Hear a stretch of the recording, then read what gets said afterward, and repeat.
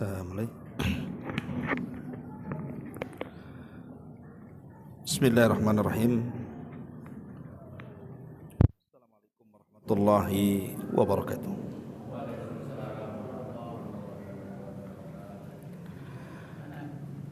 Alhamdulillah wassalatu wassalamu ala Rasulillah wa ala alihi wa sahbihi wa mawalah wa la hawla wa la quwata illa billahi wa ba'du. Alhamdulillah, di malam ini kembali kita bisa duduk untuk bertalabul ilmi di Masjid Al-Fajri Jodoh Batam.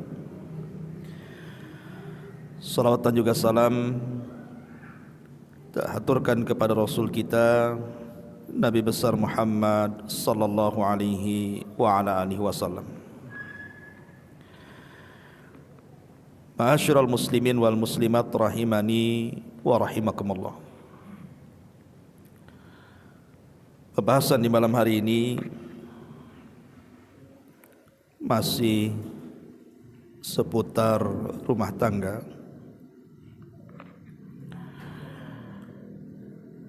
Dan tema yang kita akan angkat di malam hari ini tentang 11 perkara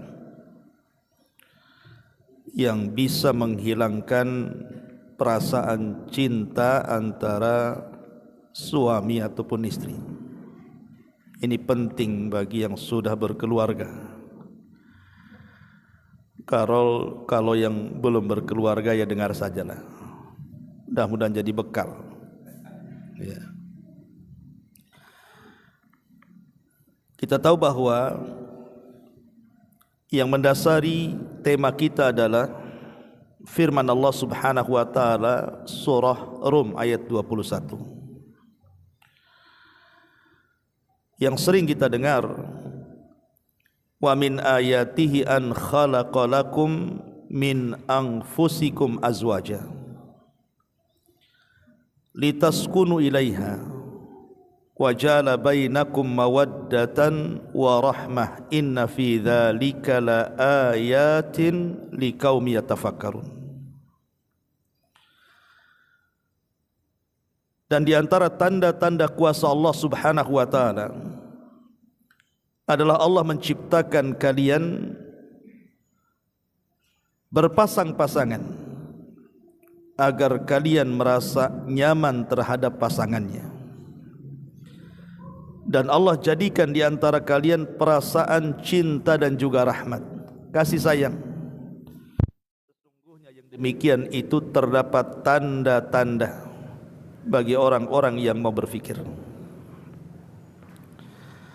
Lihat bahasa Quran. Allah Subhanahu wa taala bukan menyebut satu tanda dari tanda-tanda kuasa Allah dalam pernikahan itu, tetapi Allah sebutkan dengan jama', banyak tanda dari kuasa-kuasa Allah itu dalam pernikahan itu. Ma'asyiral muslimin wal muslimat rahimani wa rahimakumullah. Berarti dari ayat ini dapat kita petik pelajaran ada 3 poin yang harus ada pada rumah tangga seorang muslim itu. Pertama sakinah, yang kedua mawaddah, dan yang ketiga rahmah. Kalimat sakinah, litaskunu ilaiha. Sakinah ini bisa diambil dari 2 kata, maskan dan sakan. Maskan itu artinya tempat tinggal, dan sakan itu artinya ketenangan.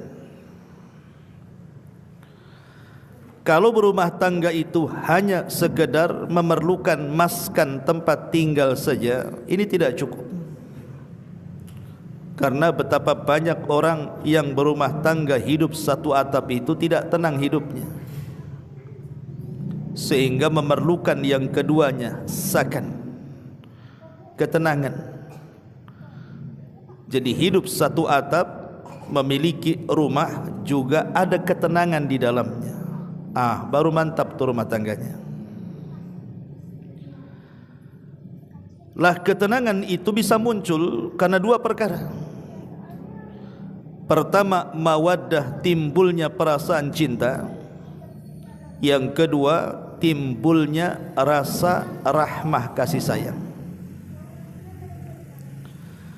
Al-Imam Ibnu Katsir rahimahullahu taala ketika memberikan catatan kepada ayat ini, apa kata beliau? Innar rajula yumsikul mar'ata imma li mahabbatihi laha aw li rahmatin biha bi an yakuna laha minhu waladun aw muhtajatun ilaihi fil infaqi aw lil ulfati bainahuma wa ghairi dzalik. Kata Imam Ibnu Katsir rahimahullahu taala, dia mengatakan seseorang itu, maksudnya seorang suami, kenapa dia bisa bertahan dan menahan istrinya di dalam rumahnya? Itu disebabkan karena kecintaan seorang suami kepada istri, makanya ditahan. Kalau sudah tidak cinta, ngapain ditahan? Atau boleh jadi bukan karena cinta, tapi karena kasih sayang. Mungkin cintanya sudah enggak ada, tapi sayangnya masih ada. Boleh jadi karena melihat anak, sebenarnya sudah jengkel sama istrinya, dah kurang ajar kan, tapi mikir anak dia. Tak jadilah, kasihan juga saya tengok anak. Nanti kalau bercerai dia dapat bapak baru, tak sayang pula dengan anak saya. Tak jadi cerai akhirnya. Artinya cinta boleh hilang, sayang kan tak boleh hilang. Karena tadi memikirkan boleh jadi karena ada anak, kata Imam Ibnu Katsir rahimahullahu taala, atau karena mungkin dia masih berhajat dengan nafkah kita. Kalau kita ceraikan dia makan apa di luar? Kasihan juga. Atau karena tadi boleh jadi karena ada ulfah, ada perasaan yang lain yang kemudian menjadikan seseorang suami itu tidak menceraikan istrinya. Ma'asyiral muslimin wal muslimat rahimani wa rahimakumullah, intinya adalah dalam rumah tangga itu yang paling penting ditanamkan adalah dua perkara tadi, perasaan cinta dan kasih sayang. Di dalam Al-Quranul Karim, tepatnya surah Al-Anbiya ayat 90, Allah subhanahu wa ta'ala berfirman, wa aslahna lahu zawjahu innahum kanu yusari'una fil khairat wa yad'unana raghaban wa rahaban wa kanu lana khashiin. Dan kami perbaiki baginya pasangannya, karena mereka bersegera dalam kebaikan dan berdoa kepada kami dengan penuh rasa takut dan harapan dan penuh dengan rasa khusyuk saat berdoa kepada kami, kata Allah. Dari ayat ini kita bisa petik pelajaran bahwa kebaikan dalam rumah tangga itu, kalau rumah tangga itu diasaskan kepada syariat. Karena di sini Allah katakan kami perbaiki pasangannya ketika mereka bersegera melakukan kebaikan dan berdoa kepada Allah. Berarti sebab Allah memperbaiki rumah tangga kita ini karena kita berada di atas syariat, senantiasa melakukan ibadah dan senantiasa berdoa kepada Allah subhanahu wa ta'ala. Karena begini ikhwan, ada sebagian istri itu yang memang niat nikah itu bukan karena agama, tapi karena hubud dunia, karena cinta dunia saja. Mungkin bahasa sehari-hari yang kita kenal, ada uang abang sayang kan itu ya, tak ada uang abangku tenang gitu. Itu apa istilahnya kan itu ya.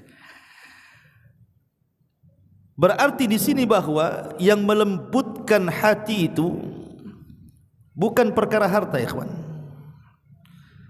Karena sayangnya seorang istri kepada suami itu terkadang gara-gara ada harta saja. Ketika sudah hilang hartanya, hilang pula sayangnya. Makanya kenapa Allah Subhanahu wa taala berfirman, "Lau anfaqta ma fil ardi jami'an ma allafta baina qulubihim." Kalau engkau menginfakkan seluruh harta satu dunia ini, engkau tidak bisa melembutkan hati manusia.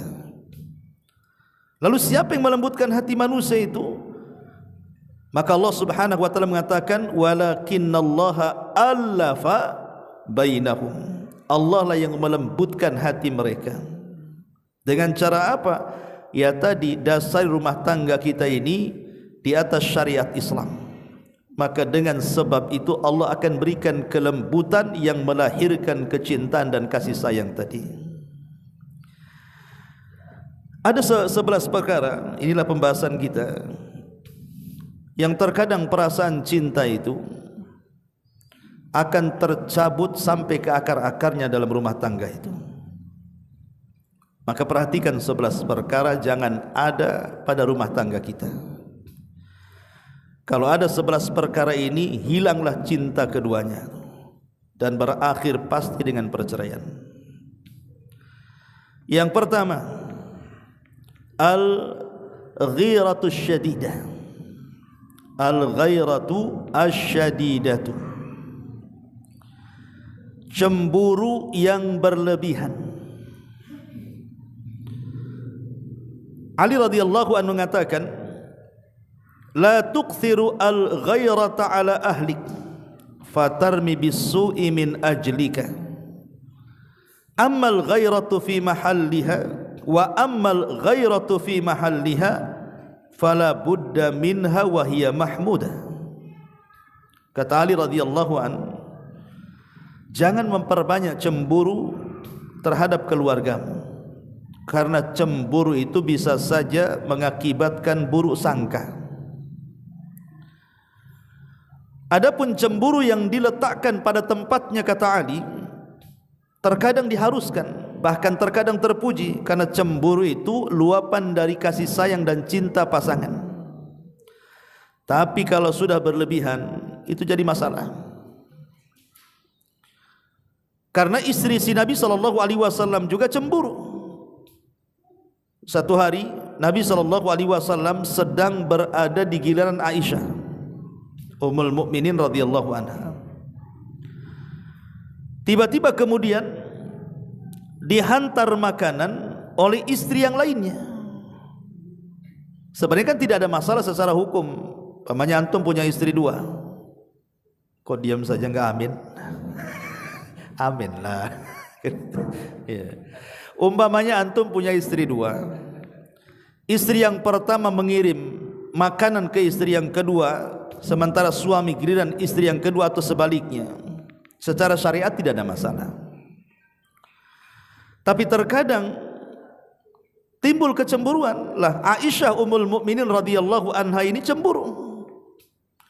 Rupanya piring yang berisi makanan itu dipecahkan dia di hadapan Rasul dan para sahabatnya. Seolah-olah Aisyah mengatakan, ini kan giliran saya, kenapa istri yang lain ngantar makanan pula, kan itu.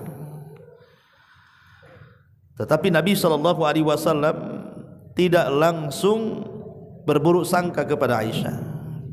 Nabi hanya mengatakan, gharat ummukum, ibu kalian sedang cemburu, biarkan saja. Tapi setelah para sahabat enggak ada di rumah Rasul, kata Rasul, ganti tuh piring yang aku pecahkan tuh. Suruh diganti. Ya. Intinya bahwa cemburu boleh-boleh saja. Tetapi cemburu yang menghilangkan perasaan cinta itu kalau sudah berlebihan. Seperti apa cemburu yang berlebihan itu? Cemburu yang menjadikan suami tidak tenang, di mana posisi seorang istri itu merangkap sebagai malaikat raqib dan atid. Dia merangkap jadi malaikat raqib atid itu. Antum kemana saja itu dipantau dia. Tidak boleh sekejap mata itu berpaling dari dia. Kau di mana? Sedang apa? Sama siapa? Ngapain? Di jalan mana? Gang berapa? RT berapa? Semua ditanya. Ya. Nanti datang juga ditanya juga. Kok ada apa ini? Apa ini? Ya. Lihat dompetnya. Takut habis. Nah ini kan kalau seperti ini hilang perasaan suami kan. Antum kalau dipantau gak akan lama-lama hilang cinta tuh. Begitu juga istri, kalau antum pantau terus itu kurang lebih saja. Jadi kalau sudah sampai cemburu tingkat tinggi seperti ini, saya yakin cinta yang selama ini dipupuk dalam keluarga itu lama-lama hilang. Bahkan boleh jadi hilang sampai ke akar-akarnya. Ini yang pertama. Yang kedua, kathratul ikhtilafat. Banyak percekcokan, banyak masalah, sedikit-sedikit bertengkar. Sedikit-sedikit bertengkar, bermasalah, masalah-masalah sepele jadi besar. Dan ini sering terjadi, terutama anak-anak muda yang baru menikah biasanya, yang belum bisa mengkontrol dirinya dan juga pasangannya. Itu paling banyak terjadi itu, perselisihan-perselisihan itu. Dan tentu sebab perselisihan kan banyak kan gitu ya. Banyak sekali sebab perselisihan dalam rumah tangga itu. Entah masalah ekonomi, entah masalah kesehatan, entah masalah-masalah di luar sana. Boleh jadi mungkin lisannya tidak dijaga, akhirnya kemudian ngomong tersinggung jadi masalah kan gitu. Jadi ketika kemudian banyak berselisih suami istri itu, yang tadinya cinta, saya yakin lama-lama hilang cintanya tuh. Berselisih dalam rumah tangga itu bukan tidak dibolehkan. Nabi juga pernah berselisih dengan istri-istrinya, tetapi kan perselisihan Nabi jadi syariat. Sebab kalau Nabi tidak berselisih, umatnya berselisih ketika mencari solusi, tak ada pula solusinya kan, karena Rasul tidak pernah berselisih. Tapi ketika Rasul pernah berselisih dengan istrinya kemudian memberikan solusi, lah kita yang berselisih sebagai umatnya bisa melihat solusi yang ditawarkan Nabi. Seperti contohnya Nabi SAW pernah menceraikan istrinya dan tidak rujuk. Ketika salah satu istrinya mengucapkan kalimat yang tidak pantas di hadapan Rasul dan mengatakan a'udzu billahi mink, katanya, aku berlindung kepada Allah dari kamu, katanya. Harusnya berlindung dari setan kan. Ini dari Rasul berlindung. Rasul marah. Maka Rasul mengatakan, kalau begitu pulanglah ke rumah keluargamu. Ini namanya talak gairu sharih namanya. Dalam dunia talak itu kan ada yang jelas mengucapkan saya talak kamu, itu mau main-main sungguh-sungguh jatuh tuh.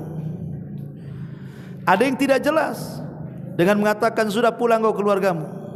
Ini kalimat talak tapi tidak jelas, sehingga butuh adanya klarifikasi. Jadi seorang istri harus bertanya, apa maksudnya bang? Ya maksudnya kau pulang aja. Nah, gitu. Kalau gitu kan belum cerai itu. Tapi kalau ditanya apa maksudnya? Maksudnya pisahlah, masa tak paham. Itu cerai namanya. Kan sudah mengungkapkan maksudnya. Tapi jangan ditanya waktu marah. Kalau ditanya waktu marah pasti cerai itu. Waktu marah-marahnya, bang, kenapa abang nyuruh saya pulang? Ya karena aku nggak suka, aku ceraikan kamu. Itu lagi marah tuh. Tapi kalau sudah reda marahnya, tanyalah, bang, kemarin kok aku disuruh pulang nih, apa maksudnya bang? Oh enggak, biar kau pulang kampung aja. Kan gitu kan.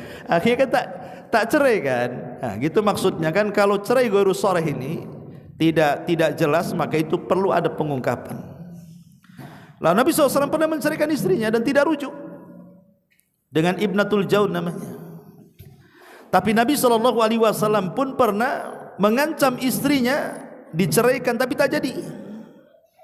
Nah inilah gara-gara berselisih, di mana sebagian istri Nabi SAW itu protes kepada Nabi SAW, minta tambahan belanja. Istri Nabi aja minta tambahan belanja, apalagi istri antum kan itu. Artinya bahwa Nabi akhirnya bermasalah gara-gara ini kan, karena sudah kemampuan Rasul memberikan nafkah kepada mereka. Maka Nabi SAW mengancam akan menceraikan istri-istrinya kalau mereka tetap menuntut itu. Tapi akhirnya istri-istrinya tobat kepada Allah Azza wa Jal. Akhirnya Rasul tidak jadi menceraikan. Atau Rasul betul-betul sudah menceraikan tapi rujuk. Seperti contohnya apa? Rasul pernah menceraikan Hafsah, putri Umar. Tapi setelah diceraikan, datang Jibril dan mengatakan, ya Muhammad, Hafsah itu istrimu di sorga, karena dia qawaman sawaman, wanita yang rajin qiyamul lail dan wanita yang rajin puasa sunnah. Akhirnya Rasul rujuk. Ya. Lah dari kisah-kisah ini menunjukkan bahwa Nabi SAW kan juga bermasalah dengan istri-istrinya kan. Karena memang tidak ada rumah tangga yang sempurna. Kalau ingin rumah tangga sempurna di sorga lah. Coba anak-anaknya. Jadi rumah tangga yang sempurna itu di sorga. Kalau di dunia itu ya mesti ada banyak perselisihan. Maksud saya berselisih itu wajar dalam keluarga. Tapi yang tidak wajar itu kalau terus berselisih. Perkara-perkara sederhana jadi besar, perkara-perkara enteng jadi berat gitu ya. Jadi kalau semua perkara diperselisihkan, itu masalah. Gara-gara meletakkan meja dan lemari salah aja berselisih. Coba kan, gara-gara warna baju berselisih, gara-gara beda selera makan berselisih. Nah, ini kan kalau semua diperselisihkan kan masalah, ikhwan. Lama-lama hilang cintanya tuh. Ini yang kedua. Yang ketiga, kasratul insyighal, sibuk dengan urusan masing-masing. Istri sibuk dengan urusan dia, suami pula sibuk pula dengan urusannya. Dan kalau sudah seperti ini, lama-lama enggak ada perhatian satu dengan yang lain, hilang tuh cinta tuh. Apalagi sekarang dengan dunia medsos kan, masing-masing pegang handphone. Si istri pegang handphone, si suami juga pegang handphone. Celakanya bukan satu handphone dipegang tuh. Ada yang punya 2, 3 handphone kan gitu ya. Itu terkadang ini masalah sepele, masalah handphone. Sebenarnya kan handphone itu kan alat komunikasi saja kalau dulu. Ya, alat komunikasi, SMS kan. Sekarang kan fungsinya lain. Karena sudah ada YouTube, ada Instagram, ada Facebook, ada WeChat, ada TikTok, macam-macam lah kan di handphone tuh. Kita lihat sekarang ini, gara-gara handphone ini hak dan kewajiban seorang istri dan suami itu hilang. Kenapa? Karena sibuk masing-masing kan. Waktunya istri masak umpamanya kan, suami lapar sibuk nengok YouTube, nengok drakor. Nanti suami juga sama, kurang lebih seperti itu. Ini kalau sibuk, ini satu contoh saja masalah handphone kan, belum masalah yang lainnya. Kalau kemudian kesibukan masing-masing tidak memperhatikan hak dan kewajiban suami istri, saya pastikan hilang tuh cinta tuh. Karena apa? Karena ketika seorang suami berhajat kepada istrinya, istri pula sibuk dengan urusan dia. Ketika istri berhajat kepada suami, terbalik pula, suami sibuk dengan urusan dia kan. Lah ketika hasrat dan kewajibannya tidak saling terpenuhi, hilang tuh cinta tuh. Nah, ini yang ketiga. Kemudian yang keempat, dan ini yang paling besar, al-khianat. Ketika masing-masing suami istri ini berkhianat. Ma'asyiral muslimin wal muslimat rahimani wa rahimakumullah. Di dalam Al-Qur'an Allah Subhanahu wa taala pernah mengkisahkan kisah 2 wanita yang jadi percontohan dari wanita-wanita kafir.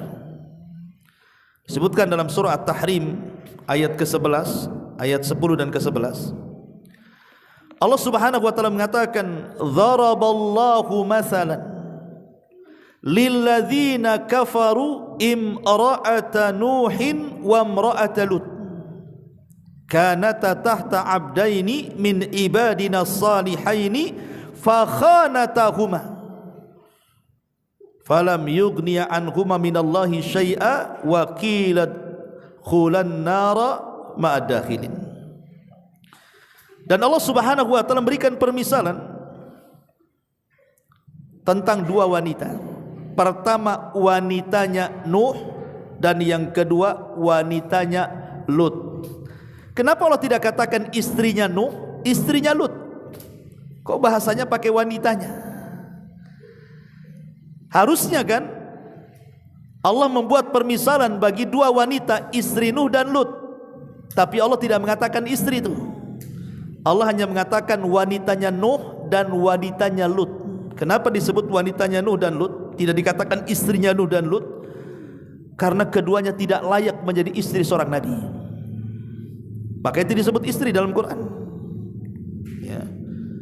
Padahal Allah mengatakan keduanya di bawah asuhan hamba kami yang saleh, Nuh dan Lut. Tetapi keduanya tidak bermanfaat bagi kedua istrinya, dan Allah katakan masuklah kalian berdua ke dalam neraka bersama orang-orang yang masuk ke neraka, kata Allah. Kenapa kemudian Allah Subhanahu wa taala memasukkan dua istri Nabi ini ke dalam neraka? Coba, ini istri Nabi loh. Nuh dan Lut itu kan istri Nabi. Alasannya karena dua-duanya berkhianat. Tetapi antum jangan salah paham, maksudnya khianatnya istri Nabi bukan selingkuh berzina, tidak. Bukan itu. Jadi khianatnya istri seorang Nabi tidak mungkin sampai berselingkuh atau berzina. Maksudnya kata para ulama, adapun istrinya Nuh berkhianat kepada Nuh karena dialah orang yang pertama mengingkari syariat Nuh. Jadi sebelum mengatakan umatnya gila kepada Nuh, istrinya dulu yang mengatakan gila suaminya. Adapun istrinya Lut itu karena sekongkol dengan preman pasar. Jadi kalau ada tamu laki-laki datang kepada rumahnya Lut, nanti cemburu istrinya, jangan-jangan suami saya homo juga. Akhirnya kemudian istrinya Lut membakar kayu, kemudian asapnya mengepul ke langit, tanda bahwa di rumahnya ada tamu laki-laki. Maka preman laki-laki pasar itu datang mendobrak, menculik tamunya, kemudian memperkosa. Laki-laki suka jantan. Ya. Itulah berkhianat, membocorkan setiap tamu. Artinya kalau khianatnya para nabi, istri-istri para nabi yang seperti ini saja terancam dengan neraka. Lihat bagaimana pengkhianatan suami istri di zaman sekarang kan. Dan pengkhianatan yang paling besar adalah ketika melakukan perselingkuhan. Kalau ketahuan, hilang tuh cintanya. Walaupun mungkin tidak sampai selingkuh besar, boleh jadi mungkin ketahuan WA-nya, ketahuan SMS-nya, ketahuan isinya, ketahuan transfer uangnya, dan begitu seterusnya kan itu. Dia belum ngapa-ngapain kan, baru tulisan-tulisan itu saja, itu sudah hilang tuh cinta tuh. Apalagi kalau betul-betul melakukan perselingkuhan akbar kan gitu, sampai melakukan perzinahan, dan itu ketahuan. Nah ini juga yang harus dipahami, bahwa kalau terjadi khianat dalam rumah tangga dipastikan hilang cintanya. Ini yang keempat. Kemudian yang kelima, adamul ihtimami bil madhar. Kata ulama, tidak adanya perhatian baik suami istri itu dalam penampilan yang tampak. Ikhwan, sebagaimana kita juga menuntut para istri kita ini cantik di depan kita, antum juga harus tampan di depan istri antum. Terkadang kita banyak menuntut sama istri itu, harus tampil cantik, tampil bagus, tapi kita sendiri tidak tampil seperti itu. Itu dalam bahasa hadis itu namanya waman an wahad, namanya pandai menuntut tapi tidak pandai memberi. Tidak demikian kan itu. Makanya ketika kemudian kedua belah pihak ini tidak peduli dengan penampilan, lama-lama hilang. Contoh umpamanya, seorang istri yang tidak bisa menjaga badannya. Waktu gadisnya, wow, udah kayak model Korea. Nanti kalau sudah punya anak 2-3 nggak peduli itu. Ya, udah jadi model tong-tong itu. Jadi drum, jadi apa kan gitu kan. Nggak jaga badan dia. Akhirnya disangkanya kalau sudah punya anak, suami kan sudah ada centelan, ada anak, nggak mungkin macam-macam. Kata siapa? Justru ketika suami makin tua itu datang puber kedua tuh, makin lagi dia tua-tua keladi itu. Makin tua jadi dia kan gitu ya. Jadi makanya penting, apalagi mungkin suami-suami yang bekerja di luar, yang hari-hari mungkin memandang perempuan di luar sana, kan istri harus pandai kemudian menjaga dan merawat badannya, baik pakaiannya, Ya, itu harus dirawat. Karena ini bagian daripada ibadah masalahnya. Lah kenapa suami saya tertarik dengan dia? Dulu suami saya tertarik dengan saya. Boleh itu introspeksi. Ya. Begitu juga seorang istri. Ada juga seorang istri itu curhat sama saya, Ustaz, aduh suami saya itu kayaknya pakaian banyak di lemari, tapi yang dipakai itu saja. Ya pakaian kerja itu, pakaian tidur itu, pakaian main itu, semua pakai itu. Kayaknya nggak mau ganti-ganti. Nggak pernah mandi, nggak pernah wangi, nggak pernah cukur, nggak pernah ini. Lama-lama muak sih sama dia. Dia sampai bilang muak sama dia gitu. Subhanallah kan. Makanya ini juga yang kelima, ya, kalau sudah tidak perhatian dengan penampilan ini bisa menghilangkan perasaan cinta dalam keluarga. Kemudian yang keenam, adamu raghabatil jimaiyati, hilang perasaan untuk melakukan hubungan suami istri. Tentu banyak faktor kan. Tetapi kalau ini terjadi, berarti hilang dia perasaan cintanya. Sebab kalau cinta seorang suami kepada istri atau sebaliknya, pasti ingin melakukan hubungan suami istri. Namanya cinta. Ya. Karena tujuan pernikahan itu yang paling besar. Apalagi coba, tujuan nikah itu supaya kita tidak berzina, supaya kita bisa menundukkan pandangan. Tetapi orang yang hilang cintanya biasanya hilang juga perasaan untuk menggauli pasangannya itu. Entah karena kesibukan dia, entah karena alasan lain gitu. Contoh umpamanya seorang suami meminta jatahlah kepada istrinya dan mengatakan, "Dek, malam Jumat." Kan gitu. Malam Jumat kan, dia ngomong malam Jumat. Iya memang sunnah malam Jumat ya. Tetapi kemudian istrinya itu dengan berbagai macam alasan seolah-olah tidak mau menerima ajakannya. Marahlah suaminya. Maka Nabi SAW mengatakan, "Idza da'a ar-rajulu imra'atahu ila firashihi fa'abat la'anathal malaikatu hatta tusbiha." Apabila seorang suami mengajak istrinya untuk melakukan hubungan, tiba-tiba ditolaknya, marah suami, maka malaikat akan melaknat sang istri sampai subuh. Dan antum sebagai laki-laki kalau selalu ditolak, pasti antum hilang harga dirinya kan. Lama-lama apa ini aku seorang suami ini. Bahkan banyak kejadian, ada seorang istri yang minta jatah, seorang suami minta jatah kepada istri, ditolaknya, dibantai istrinya. Saya lihat baru di YouTube tuh. Ya, diambil pisau ditusuk istrinya. Ketika diinterogasi polisi gara-gara apa? Ya tadi tidak dapat jatah dari istrinya. Saya bayangkan bisa saya dibunuh coba. Itu kan sudah hilang perasaan cintanya. Ya. Artinya bahwa di sini jangan sampai kemudian kalau sudah mulai hilang perasaan untuk menggauli sesama suami istri ini ada masalah dalam keluarga. Pasti ada masalah. Banyak istri-istri juga yang curhat juga. Banyak para suami itu sudah enggak peduli dengan dia. Entah ada orang ketiga, keempat, kelima di luar sana, saya tidak tahu. Tetapi yang jelas bahwa penyebab terbesar hilang perasaan cinta ini karena tidak ada hubungan lagi dalam keluarga dalam hal raghabatul jimaiyati, artinya kebutuhan seksual. Ini yang keenam. Kemudian yang ketujuh, al-kadzib, dusta. Dusta ini paling tidak disukai baik suami ataupun istri. Maksud dusta di sini maksudnya dusta yang besar.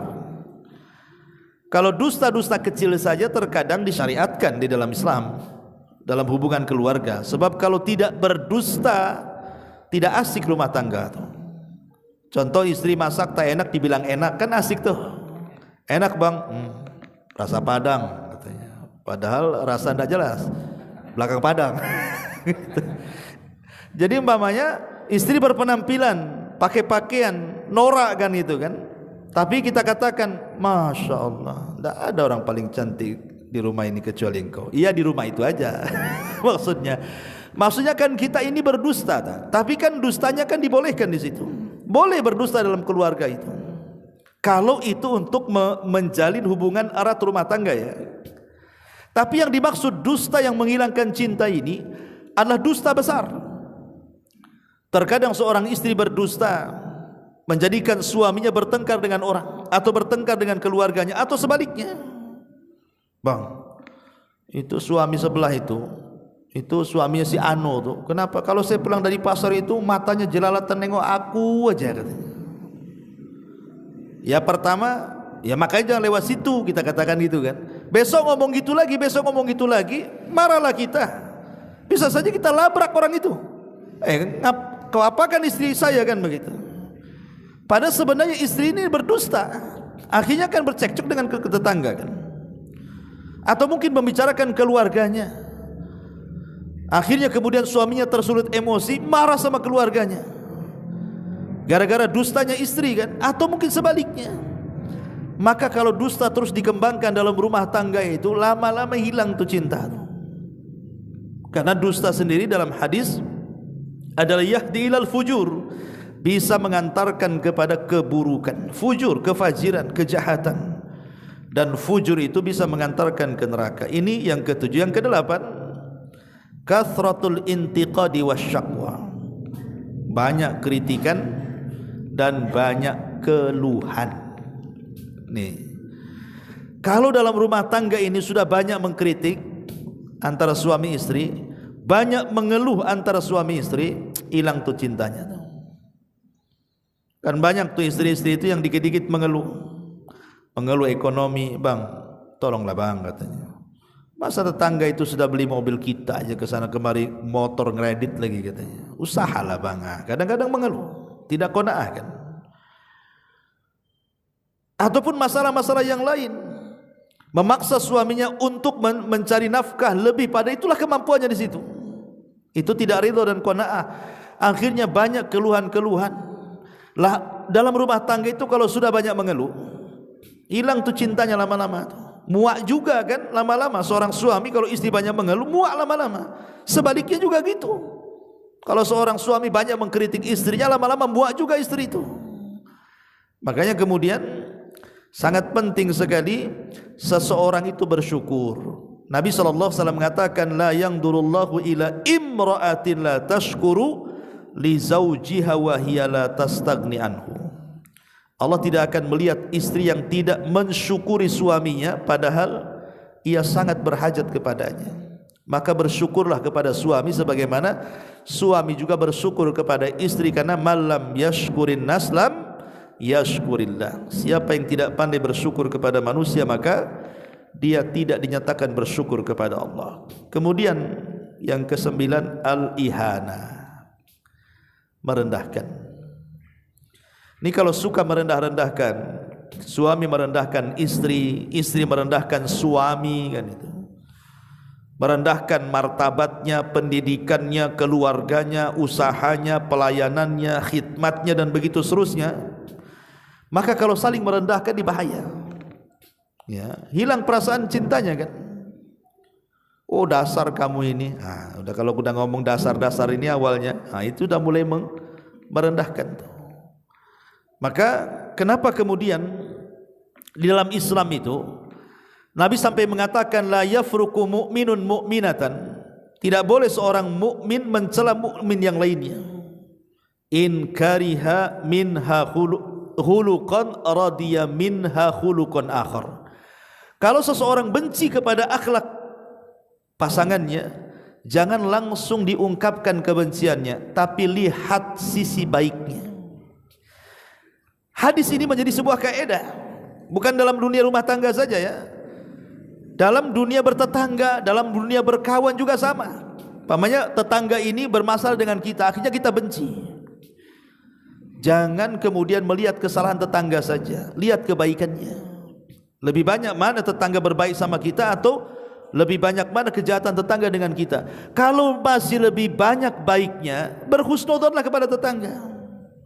Sama juga seorang suami kepada istri atau istri kepada suami. Sebelum suami ini mencela istrinya, lihat sisi baik istrinya itu, ada kebaikannya, kemudian ditimbang. Oh masih banyak kebaikan rupanya istri saya, tak jadilah saya mencelanya. Ataupun sebaliknya. Tapi biasanya yang banyak mencela dalam keluarga itu biasanya istri. Kenapa demikian? Karena ada sisi lemah seorang istri itu yang tidak dipunyai suami. Apa sisi lemah seorang istri? Qusurul fitri. Apa qusurul fitri itu? Maksudnya rendahnya fitrah seorang istri, mudah mengkufuri kebaikan suaminya. Makanya antum jangan heran kalau antum sudah berbuat baik sama istri antum, satu hari antum berbuat salah, pasti dia akan mengatakan, ah kau itu suami gak bagus. Pasti itu akan ngomong, kau ini suami gak bagus, gak tanggung jawab, gak bagus, gak baik, gak berakhlak, macam-macam tuh akan ngomong gitu nih. Pasti itu akan ngomong dengan bahasa-bahasa dia yang intinya kufur kepada kebaikan suami. Karena itu yang dikatakan Nabi, walaupun engkau seumur hidupmu berbuat baik kepada istrimu, kemudian engkau melakukan satu kesalahan, maka istri akan mengatakan engkau belum pernah berbuat baik sedikit pun kepadaku. Dan itulah rendahnya fitrah seorang istri yang suami harus sabar. Ini kalau istri sudah ngomong begitu, antum harus sabar. Itu sisi kelemahannya di situ. Dia mudah kufur. Makanya kenapa Nabi SAW ketika diperlihatkan neraka itu paling banyak istri-istri dibandingkan suami yang di neraka itu. Salah satu penyebab yang terbanyak para istri masuk neraka itu gara-gara ini. Dia tidak menjaga lemahnya fitrah dia, sehingga dia mudah melecehkan suaminya dan merendahkan suaminya, sehingga seolah-olah suaminya tidak ada kebaikan bagi dia. Ini kalau sudah seperti itu, hilanglah perasaan cinta. Kemudian yang nomor 10, al-asam minan nasihati wal inad. Seolah-olah tuli, tidak menerima nasihat. Ada istri atau suami itu yang dikasih masukan tidak terima tuh. Suami ngasih masukan, istri yang enggak terima. Istri memberikan masukan kepada suami juga ditolak. Ini kalau seandainya nasihat dalam keluarga, ini suami sudah banyak, dan karena itu banyak ya masalah-masalah yang sampai kepada saya yang bertanya soal keluarga itu. Ini yang jadi kemudian percekcokan, akhirnya kemudian terjadi perceraian. Kenapa? Karena hilang perasaan cinta ketika salah seorang dari keduanya itu tidak bisa dinasihati. Ini suaminya ngasih masukan, istrinya tak terima. Atau sebaliknya, istri ngasih masukan, suaminya marah-marah. Itu kalau terus-terusan seperti itu, hilang tuh perasaan cinta. Dan ini yang paling banyak. Ustadz, saya ini sudah ngasih nasihat pasangan saya ini, tapi nggak mau dia itu. Dia merasa benar. Nanti suami juga ngomong begitu, istri saya ini kayak merasa benar aja katanya. Nah, jadi akhirnya apa? Ketika saling membela diri, hilang perasaan cinta. Dan yang terakhir, yang ke-11 adalah asyatmu wa dharab. Dan ini yang paling bahaya juga. Mudah mencaci, memaki, bahkan ada sebagian suami itu yang suka memukul. Ini kalau sudah yang keluar cacian, makian, pukulan, antum sedang berada di ring tinju atau berada di rumah tangga kan gitu. Ya kalau antum berada di ring tinju terserah lah kan gitu. Memang harus pukul-pukulan. Tapi antum sedang berada dalam rumah tangga. Memukul itu sudah saya jelaskan kemarin. Ada dua perkara kan. Pertama, kalau ada maslahat, kalau saya pukul pasti berubah.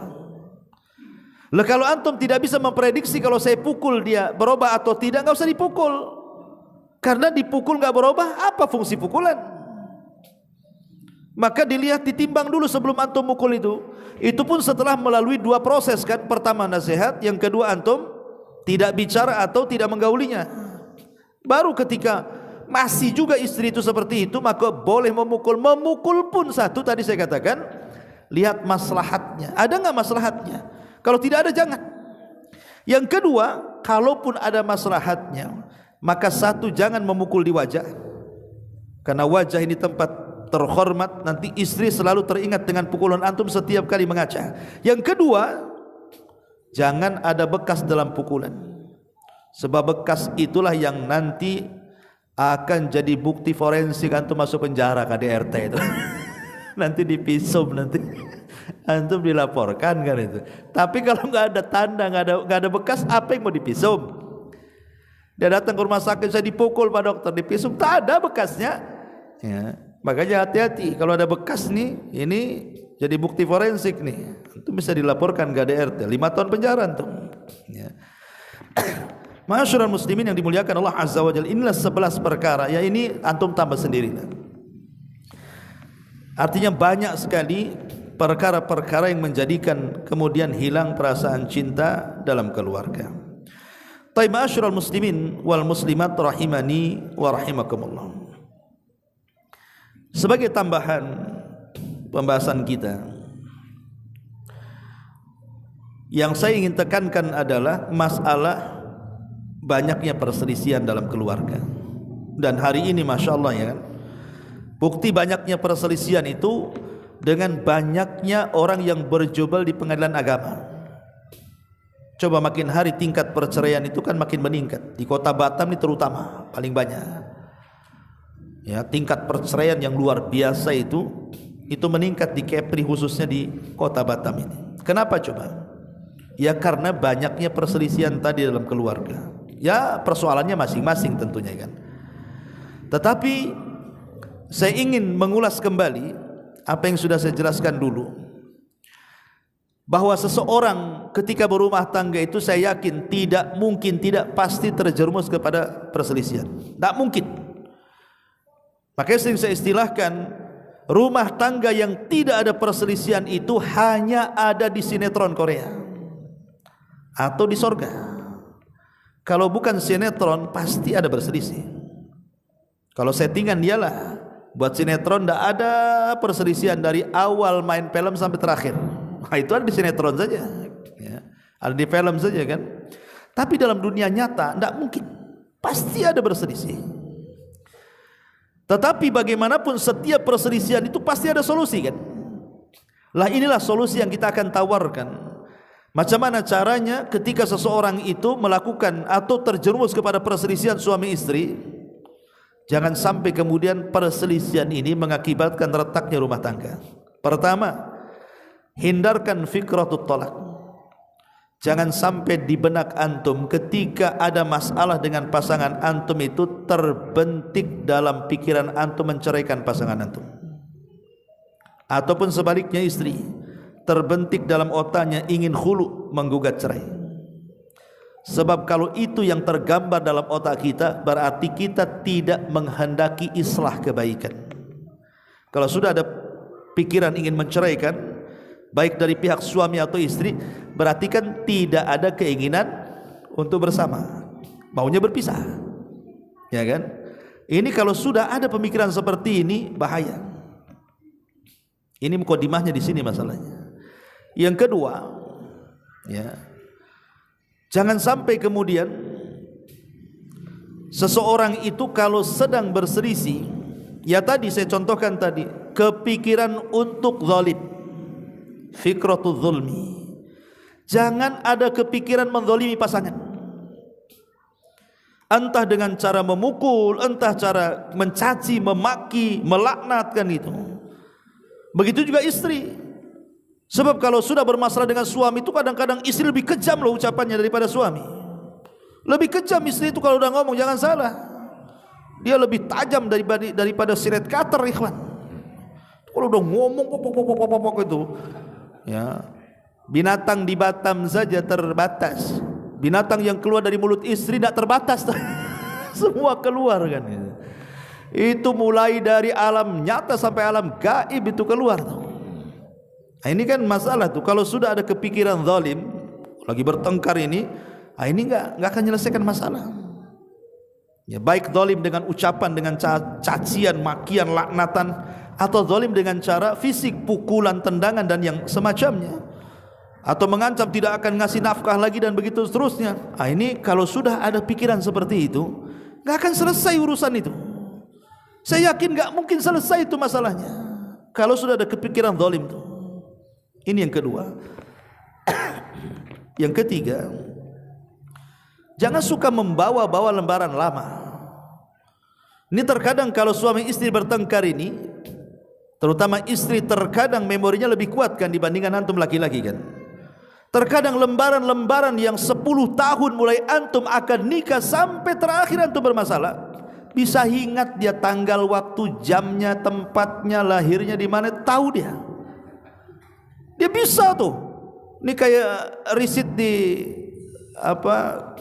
toko itu kalau antum beli itu keluar semua risit. Bisa loh dia sebutkan, rupanya dia catat di memori dia. Ada memorinya, buku catatannya. Jadi jangan pernah karena membuka lembaran baru itu menyakitkan, baik menyakitkan kepada yang membuka lembarannya atau kepada yang mendengarnya. Kalau kita bermasalah satu masalah, udah itu aja, selesaikan masalah yang sedang berlaku itu. Tidak perlu masalah yang lalu-lalu itu dikemukakan lagi ya. Karena kalau seandainya dibongkar lagi lembaran lama itu sangat menyakitkan, baik yang membongkarnya atau yang mendengarkannya.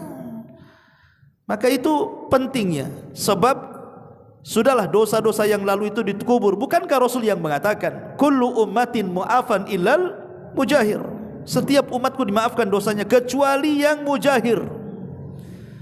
Ketika ditanya siapa mujahirin itu ya Rasulullah, mujahirin itu orang yang aibnya sudah ditutup oleh Allah, dia bongkar lagi. Jadi membongkar aib itu tidak boleh, membongkar dosa-dosa yang silam itu tidak boleh. Yang sekarang aja lah kita hadapi kan itu. Maka ini juga yang ketiga, jangan suka membawa-bawa lembaran baru.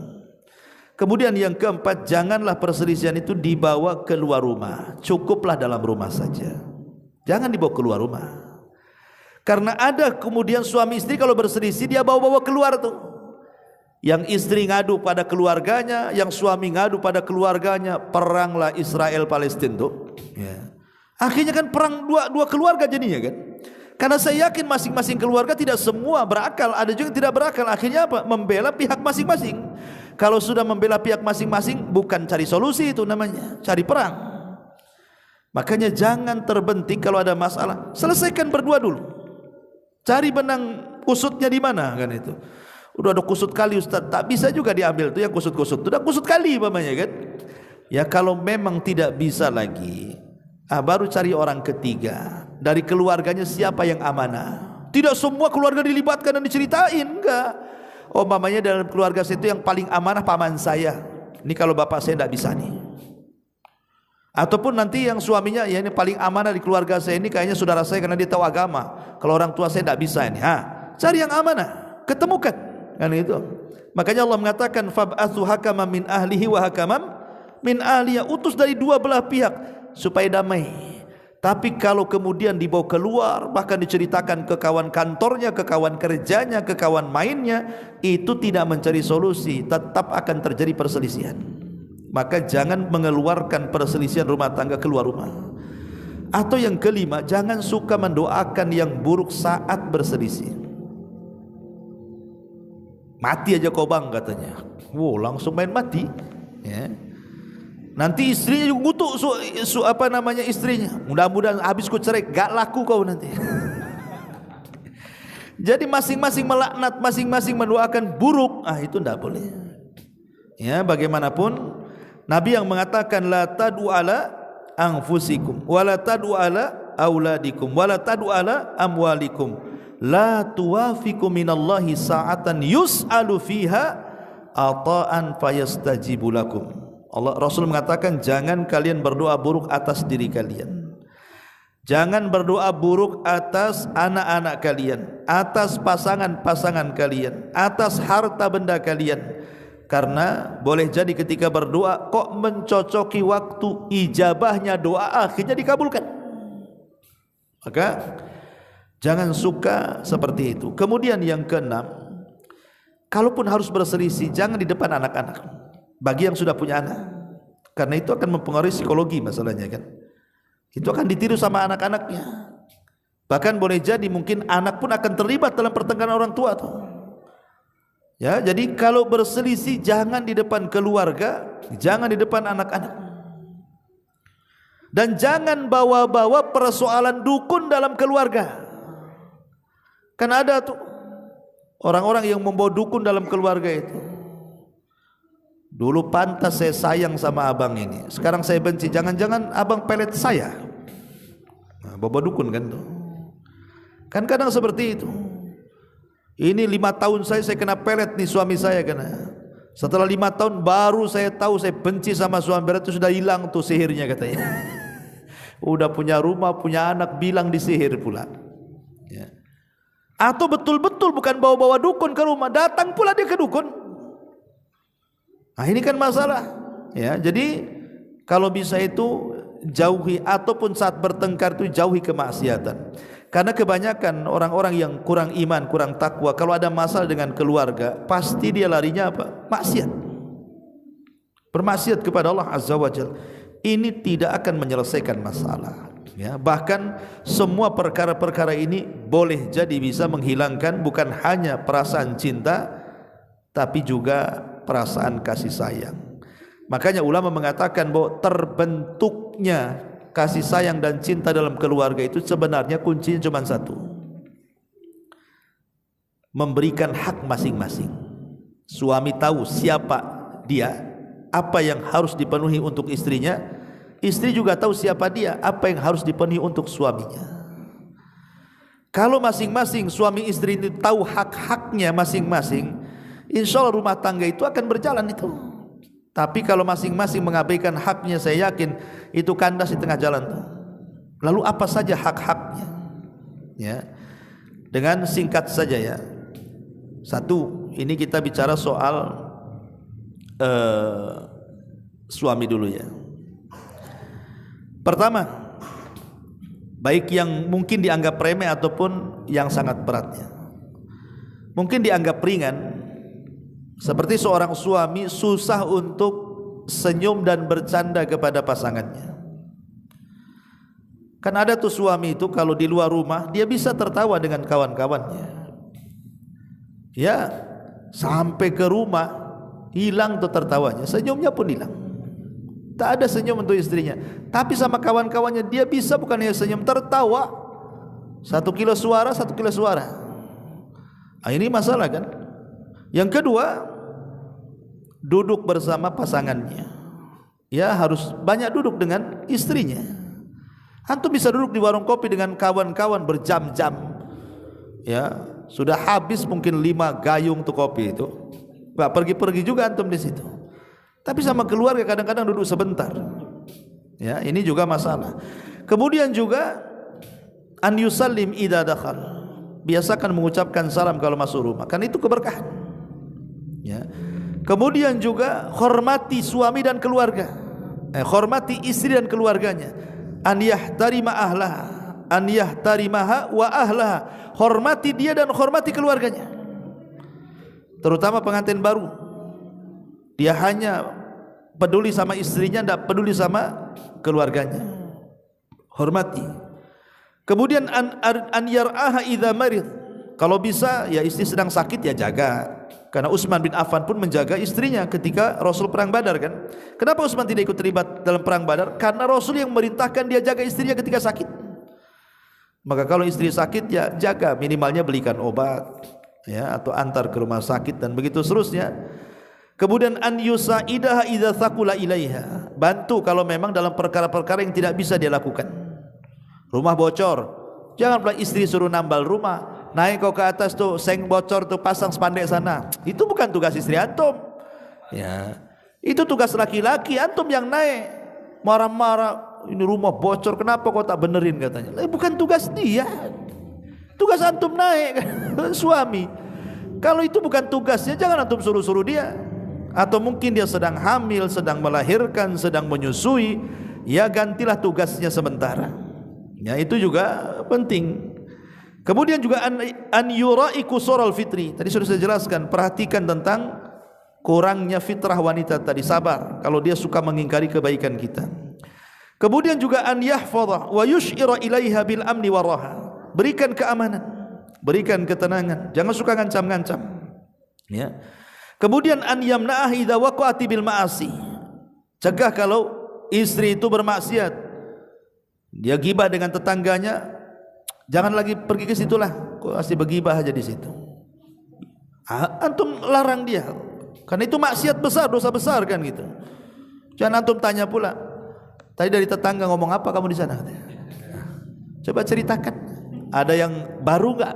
Nah, ini kan masalah. Ada yang update nggak? Lah ini kan masalah ya kawan. Bukannya dicegah malah antum interogasi. Mau antum mau dengar pula gibah dia. Kemudian la yamna'uha idza aradat an tadhhaba ila ali. Jangan larang kalau istri kita mau berkunjung kepada keluarganya. Kalau bisa ongkosi antar. Emang kita aja yang punya keluarga, dia juga punya keluarga.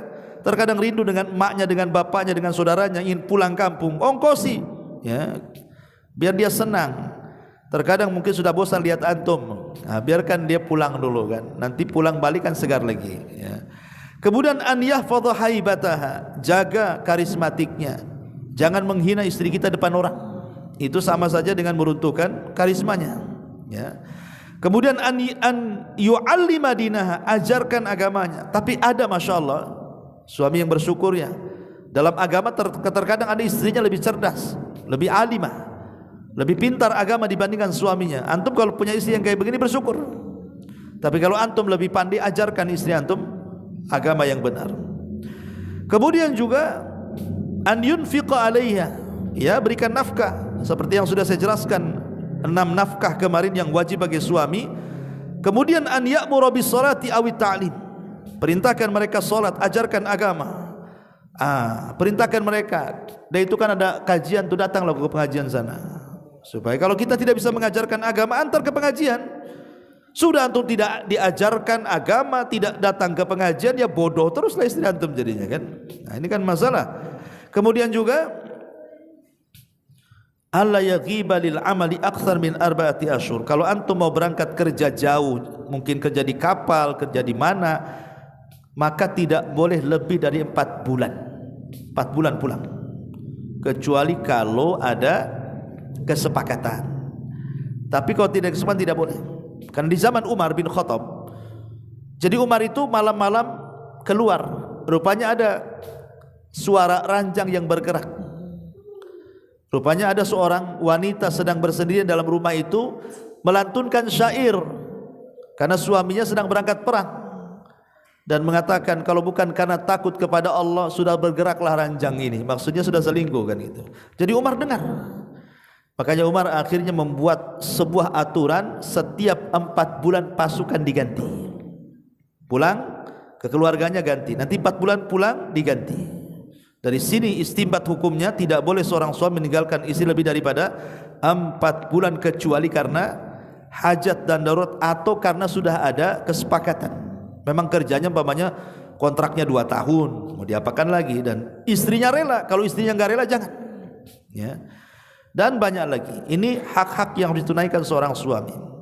Adapun istri, ya taatlah dengan cara yang baik kepada suami. Jangan puasa sunnah kalau suami ada. Karena boleh jadi suami menghendaki dia kan. Ya, Ustaz saya sudah izin semalam sama suami, tapi suami minta pula siang-siang, batalkan. Ya, karena melayani suami wajib. Puasa Senin Kamis di sunnah. Kan logikanya enggak masuk. Ini yang wajib, ini yang sunnah. Kok masih ngengkel aja puasa? Tunggu maghrib lah bang. Aku ini mau sekarang. Kan itu. Nanti hilang hasratnya sampai maghrib dah dongkol suaminya kan. Lah ini kan yang seperti itu dipaham. Jangan puasa sunnah kalau suami hadir. Ya, jangan maksa-maksa. Izinkanlah suaminya ada. Yang wajib melayani suami bukan puasa, kecuali kado qadha Ramadan. Ya, atau di bulan Ramadan itu kan wajib kan lain. Kalau puasa sunnah ya tidak usah puasa sunnah kalau suaminya ada. Dan tidak boleh keluar kecuali dengan izinnya. Suami datang, mana istri saya, rupanya tak ada, bisa marah tuh ya. Dan jangan memasukkan orang yang suami tidak suka, entah keluarganya entah kawannya. Kalau suami enggak suka jangan masukkan orang, baik laki-laki atau perempuan. Kemudian juga jangan membazirkan harta yang diberikan kepada suami. Jangan, karena ada seorang istri itu kan di zaman sekarang itu asal COD aja. COD, suami stres. Lah kemarin uang kemana? Itu bang tuh tengok tuh kotak-kotak tuh. Stres, jangan tabdzir. Tabdzir itu dalam bahasa harta itu ada 2, ada namanya israf, ada namanya tabdzir. Kalau israf itu membelanjakan harta berlebihan dari kebutuhannya. Kalau tabdzir membelanjakan harta kepada kemaksiatan kepada Allah. Itu bedanya di situ israf dengan tabdzir. Dan dua-duanya tidak boleh. Ya kan? Pamannya istri masak banyak-banyak. Orang hidup berdua, bertiga dengan anaknya, sekali masak untuk satu kampung. Siapa yang makan? Akhirnya dilempar ke tong sampah. Itu namanya apa? Israf. Ya, bukan tabdzir, israf namanya. Karena halal kan dia, memasakkan halal, tetapi berlebihan akhirnya dibuang, itu israf. Kalau tabdzir, ya tadi umpamanya seseorang ini berjudi dengan hartanya, membeli khamar dengan hartanya, membeli narkoba dengan hartanya, itu namanya tabdzir. Karena sarful mal, menghamburkan harta ila ghairi ma yambagi, bukan yang sepatutnya dikeluarkan untuk itu. Ya. Kemudian juga di antara kewajiban istri kepada suami, ya hormati suami, hormati juga keluarganya. Jangan menolak kalau suami ngajak berhubungan. Kemudian baik-baiklah apabila suami itu datang, entah dari pekerjaan, entah dari mana. Jadi perbaiki cara istiqbal. Istiqbal itu penyambutan dalam rumah tangga. Penyambutan, disambutlah suami itu. Kadang suami datang entah dari mana, istrinya tidur-tiduran, enggak jelas. Sibuk dengan handphonenya. Suami datang dia sibuk dengan handphonenya. Itu kan kurang ajar tuh istri yang kayak gitu tuh. Maka kasih sambutan terbaik kalau suami datang. Termasuk juga jaga kehormatannya, baik ketika hadir ataupun tidak. Termasuk juga menjaga anak-anaknya, kemudian mencari keridhoannya apabila dia sedang marah. Termasuk juga jaga perasaannya, dan begitu seterusnya banyak sekali dari hak dan kewajiban. Intinya kalau hak dan kewajiban masing-masing terpenuhi, insyaallah yang namanya sakinah, mawaddah, warahmah itu pasti akan menjadi tanda-tanda kuasa Allah dalam rumah tangga kita. Wallahu a'lam bishawab. Subhanaka wa bihamdika asyhadu an la ilaha illa anta astaghfiruka wa atubu ilaik. Allahu taala alam. Assalamualaikum warahmatullahi wabarakatuh. Intinya bahwa tolong berakhlak kepada Allah. Membahas tafsir dari surah Al-Imran. Lahirlah Imam Muslim, Abi Dawud, Tirmidzi, Ibnu Hibban. Jadi ketika Yunus alaihi salatu wassalam terkena undian itu,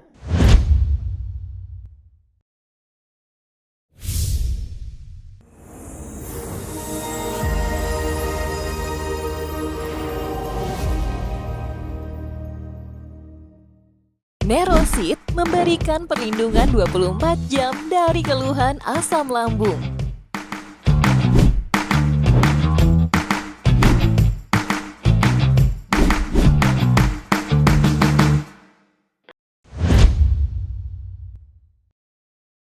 intinya bahwa tolong berakhlak kepada Allah. Membahas tafsir dari surah Al-Imran. Lahirlah Imam Muslim, Abi Dawud, Tirmidzi, Ibnu Hibban. Jadi ketika Yunus alaihi salatu wassalam terkena undian itu,